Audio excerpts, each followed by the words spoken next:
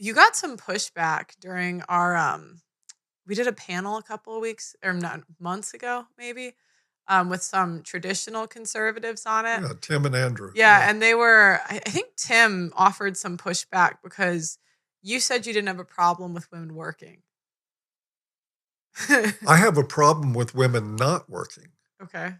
Tell me why. Get it? Yeah. Gee, why should women have to work? Well, because I think their argument would be that they should raise the children, and that's what's best for the kids. Well, you know something? That's work too. I mean, if they're actually going to raise children and they're going to take care of a home and manage a home, I respect that. I don't have a problem with it, but I didn't need that from somebody. So why should I settle for somebody that can't carry their weight financially? Right. And the thing is, I had to make that decision first before I was ever in a position to look at this and say, I'm never going to be with a deadbeat woman again. She better show up with her purse and having a job or some sort of income, or we're not going to even get started here. I had to make that decision before it ever happened. And I'm happy to say I'm 22 years into a relationship I wouldn't trade for the world. But it wasn't because I got on my knees in front of her or threw flowers at her or told her how beautiful she was every 5 minutes. I don't need that. And I don't think anybody does. I think that all this stuff it's infantilizing when you treat women that way. You treat them like they can't accomplish anything, like they can't buy anything, they can't do anything. With all respect to Tim and Andrew, I think these are products of very emotionally insecure men that need a child to take care of, not a partner in life. I don't want a child to take care of. And sorry to say, you look at the population of women out there, average emotional intelligence is about 14 years old, no matter how old they are in real life, on a good day. Well, yeah, actually, I tweeted that I didn't think women matured past like 17 at best. That's pretty good. I think like the best are like 17, 18. I've been with a couple that were like 4 or 5. Yeah. Well, I don't see a problem with women working, especially when you consider that women, and that's what they'll say. They'll say, Pearl's a feminist. And I'm like, well, it doesn't change the world I'm in. Like, feminism won. I don't know what you guys want me to do. I can't change it. But what I meant by that, though, is if the kid's in public school, why can't she get a job? The kid's gone.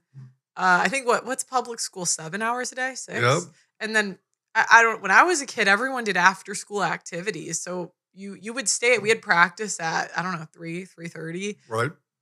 You were there until 5 or 6. You came home at 7.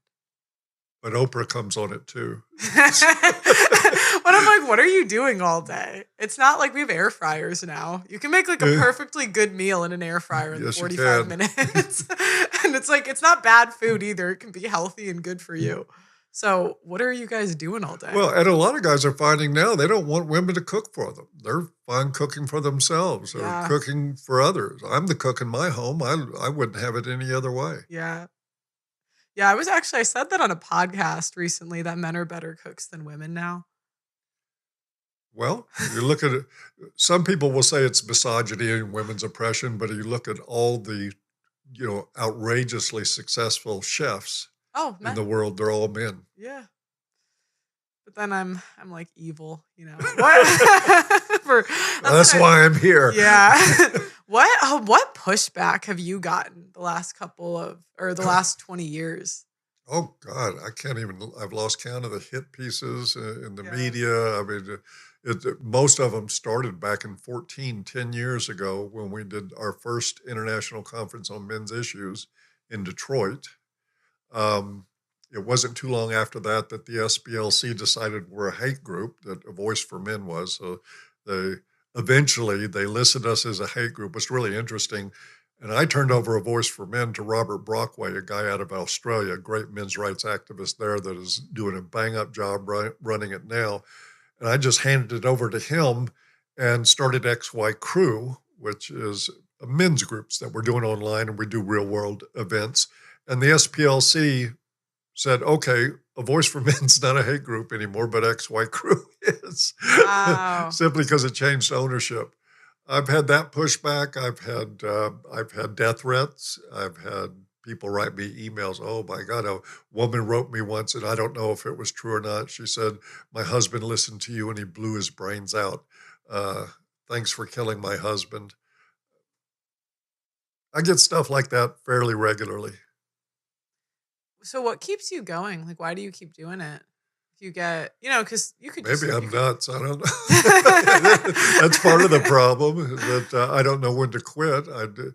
Um, I think what keeps me going is that I was just never a guy that liked injustice. Yeah. And what I see happening in family courts now, this is why I get so frustrated with these guys that are out there just saying, marry the hoe. I'm like, are you crazy? You saw my Trent Well, horn yeah. today. Yeah. Marry the hoe. Just no matter what she does, go back and redouble your efforts and take care of her and be kind to her and give her everything she wants, or you're not a man. This is the underlying theme Yeah, you're behind not a all of real it. man if you don't marry. You're not if you don't marry, and if she's not happy. You don't continue your bloodline. And then these guys, we get them in family courts, and the family courts are they're the biggest rollback of civil rights since Jim Crow in this country. The way they just step on families, destroy them. They have an opportunity in family courts, if they were doing their job, to help a family restructure post-divorce, to keep the relationships intact with the children and both parents, and to make rulings according to what is really in the best interest of the child.